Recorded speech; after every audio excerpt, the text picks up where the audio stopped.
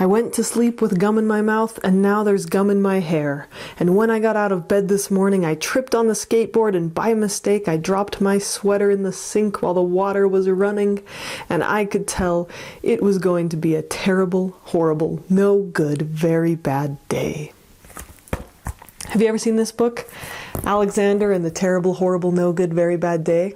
Well, it's a perfect example of black and white thinking.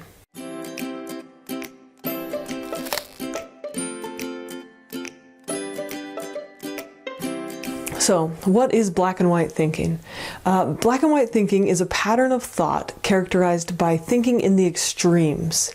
Everything is always the worst day ever, or the very best day ever. You know, we think of things in their absolutes. It's a polarized way of thinking. And it messes us up because it makes our emotions more extreme than they need to be. Black and white thinking is also known as all or nothing thinking. It interferes with our ability to have healthy emotions and relationships. Signs that you might be using black and white thinking is if you use words like always, never, terrible, ruined, furious, or you try to make things out to be worse than they were. Like, I mean, you might have actually had a bad day, but it was the worst day ever, or some things might have gone wrong, and you might say, nothing went right, right? So we're taking something and we're making it out to be more exaggerated than it already was. Now, why does black and white thinking mess us up? Well, the way we think affects our emotions. And if we're thinking in an exaggerated manner, then our emotions are going to swing rapidly from one extreme to the other. People with anxiety or depression tend to think in extremes. And we can combat anxiety, depression, and other mental illnesses by having more realistic, honest, or moderate thinking patterns. Black and white thinking makes the problem worse than it already was. Black and white thinking creates helplessness.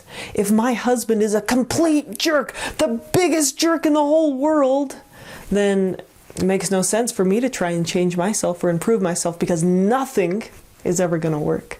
See that black and white thinking in there and how that's going to contribute to problems in my relationships? Another reason black and white thinking messes us up is it invites defensiveness in others. So if you say to someone, you never do the dishes, they're going to feel attacked because that's not quite true. You're exaggerating how bad they are. Sure, they might miss doing the dishes, or they might have forgotten to do the dishes, or they might have intentionally not done the dishes that day or multiple days. But to say never exaggerates how bad they are, puts people on the defensive, and it just invites arguing and debating and fighting. The more extreme the statement, the more likely the other person is to feel attacked. If black and white thinking is so awful, then why do we do it? Now, I work under the assumption that everything we do serves some kind of function. Right? Even if it's dysfunctional in the long run, we do it for some sort of reason. And black and white thinking does serve a function. It just doesn't work very well. So black and white thinking helps us feel like we're the victim of our circumstances, which is kind of comforting, right? Isn't it nice to think, well, poor me, you know, everything's out to get me. And black and white thinking excuses us from having to do the difficult work of taking action and changing ourselves. So if my job is the worst job ever, or my boss is the meanest guy ever, it excuses us in our mind from having to take responsibility for our part of the problem and working hard to fix it. Black and white thinking helps protect us from feeling guilty or accountable for our own actions. And this might feel more comfortable, but in the long run creates more problems. Black and white thinking also protects us from feeling vulnerable. So if we're thinking in extremes like everything is awful, then we have more excuse to just kind of hide in bed, you know, pull the covers over our head and wallow, instead of actually experiencing those tender feelings that we might be having, like hurt or sadness. Perhaps we're feeling guilty or, uncertain about the future. Black and white thinking is also very simple. It gets rid of the complex, nuanced reality that we have to face every day, and it gets rid of that complexity that we experience when we're interacting with another person, because every human being is a combination of good and bad. But if we just label them as being completely bad, then we don't have to manage a lot of that complexity that's involved in relationships. Now, while these are some of the functions of black and white thinking, and it does, work in the short term to relieve us of a little bit of that discomfort, in the long run, it's going to make us pretty unhappy if we consistently use this pattern of thinking in our lives. The more extreme our thinking, the more likely we are to be depressed. So saying things like, I'm a terrible person, or wow, she has it all together, she is such a saint, or no one's going to ever like me, no one wants to be my friend. These are simplistic statements that feed those negative emotions and create that feeling of helplessness that is associated with depression. The reality of life is there is no perfect job, no perfect marriage, no perfect person. And by telling ourselves that someone is either perfect or awful, we're creating more problems for ourselves than there need to be. If we want to improve our emotional control, we need to challenge our black and white thinking. So, how do we fix it? If we catch ourselves engaging in some of these thinking patterns, what do we do about it? Well, number one, start to notice the signs of all or nothing thinking.